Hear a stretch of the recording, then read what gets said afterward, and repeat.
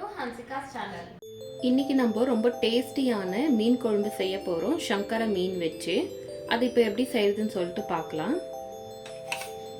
இப்போ அதுக்கு வந்து நம்ம ட்ரை ரோஸ்ட் பண்ணிக்கிறதுக்காக 1 டீஸ்பூன் அளவுக்கு வெந்தயம், 1 டீஸ்பூன் அளவுக்கு கடுகு,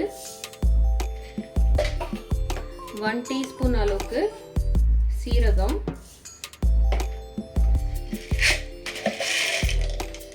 1 டீஸ்பூன் அளவுக்கு மிளகு. இது எல்லாத்தையும் போட்டு நல்லா ட்ரை ரோஸ்ட் பண்ணலாம்.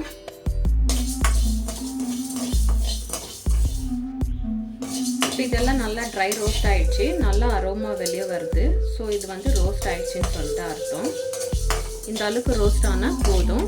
இப்போ இது வந்து நல்லா ஆற வச்சுட்டு ஃபைன் பவுடராக அரைச்சிடலாம். இப்போ அதே சேம் கடாயில் ஒரு 2 டீஸ்பூன் அளவுக்கு எண்ணெய் சேர்த்துக்கலாம்.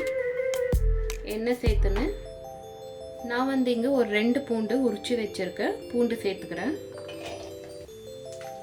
பூண்டு வந்து நல்லா ஒரு 1 மினிட்க்கு நல்லா ஃப்ரை ஆகட்டும்.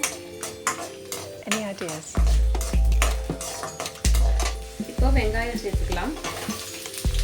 2 மீடியம் சைஸ் வெங்காயம் நல்லா ஸ்லைஸ் பண்ணி வச்சுருக்கேன். அது இதிலே போட்டு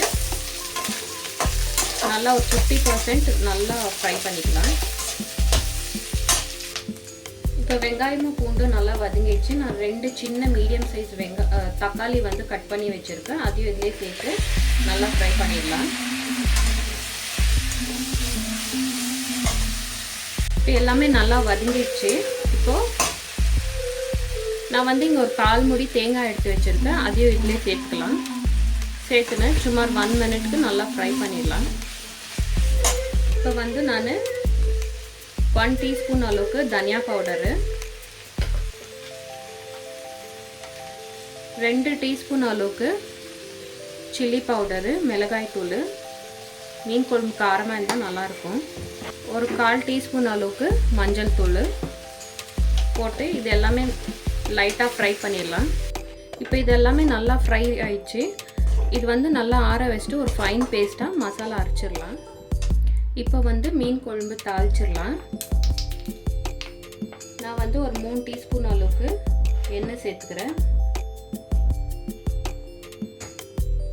எண்ணெய் சேர்த்துன்னு கடுகு சீரக போட்டுக்கலாம். கடுகு பொரிஞ்ச மேலே கை நிறைய கருவேப்பிலை,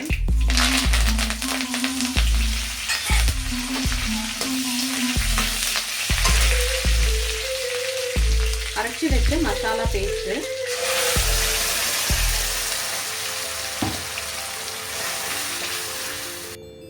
தேவையான அளவுக்கு தண்ணி ஊற்றி புளி தண்ணி, ஒரு பெரிய லெமன் சைஸ் அளவுக்கு நான் புளி கரைச்சி வச்சுருக்கேன். அந்த தண்ணி இதில் சேர்த்துக்கிறேன் நான். இப்போ இது எல்லாத்தையும் சேர்த்து நல்லா ஒரு 10 நிமிஷத்துக்கு மீன் குழம்பு வந்து கொதிக்க வைக்கலாம். குழம்புக்கு தேவையான உப்பு சேர்த்துக்கலாம். உப்பு சேர்த்துன்னு ஒரு 10 நிமிஷத்துக்கு மீன் குழம்பு வந்து கொதிக்க வைக்கலாம். இப்போ குழம்பு வந்து நல்லா ஒரு 10 நிமிஷமாக கொதிக்குது. இப்போ இந்த ஸ்டேஜில் நம்ம ட்ரை ரோஸ்ட் பண்ணி வச்ச மசாலா வந்து நான் 2 டீஸ்பூன் அளவுக்கு சேர்த்துக்கிறேன். இந்த மசாலா தான் இந்த மீன் குழம்புக்கு ரொம்ப இம்பார்ட்டண்ட்டு, நல்ல டேஸ்ட் கொடுக்கும். இதை நல்லா மிக்ஸ் பண்ணி விட்டுட்டு நான் வந்து இங்கே 1 kg சங்கரா மீன் கழுவி வச்சுருக்கேன். அதையும் இதுலேயே சேர்த்துக்கலாம். இப்போ